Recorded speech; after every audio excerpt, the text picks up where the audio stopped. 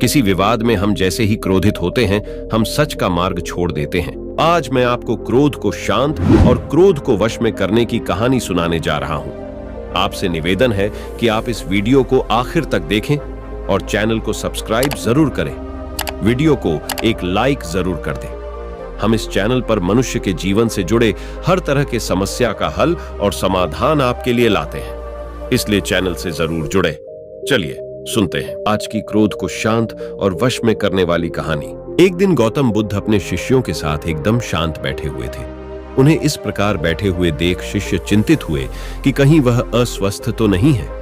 एक शिष्य ने उनसे पूछा कि आज वह मौन क्यों बैठे हैं, क्या शिष्यों से कोई गलती हो गई है? इसी बीच एक अन्य शिष्य ने पूछा कि क्या वो अस्वस्थ हैं, पर बुद्ध मौन रहे। तभी कुछ दूर खड़ा व्यक्ति जोर से चिल्लाया, आज मुझे सभा में बैठने की अनुमति क्यों नहीं दी गई है? बुद्ध आंखें बंद करके ध्यान मग्न हो गए। वो व्यक्ति फिर से चिल्लाया, मुझे प्रवेश की अनुमति क्यों नहीं मिली? इसी बीच एक उदार शिष्य ने उसका पक्ष लेते हुए कहा कि उसे सभा में आने की अनुमति प्रदान की जाए। बुद्ध ने आंखें खोली और बोले, नहीं, वो अछूत है, उसे आज्ञा नहीं दी जा सकती। यह सुनकर शिष्यों को बड़ा आश्चर्य हुआ। बुद्ध उनके मन का भाव समझ गए और बोले, हाँ, वो अछूत है।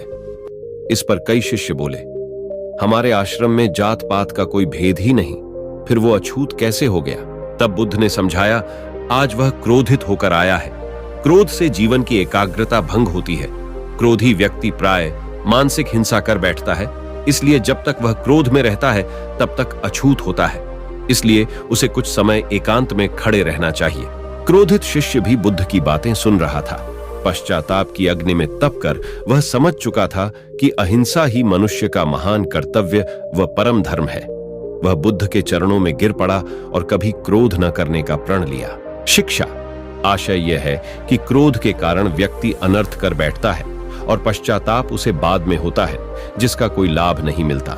इसलिए हमें क्रोध नहीं करना चाहिए। असल मायने में क्रोधित व्यक्ति अछूत हो जाता है और उसे अकेला छोड़ देना चाहिए।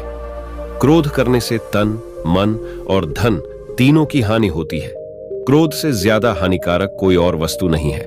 यदि आप सबसे प्रेम भाव से बात करते हैं तो आपके प्रति भी सब प्रेम भाव रखेंगे।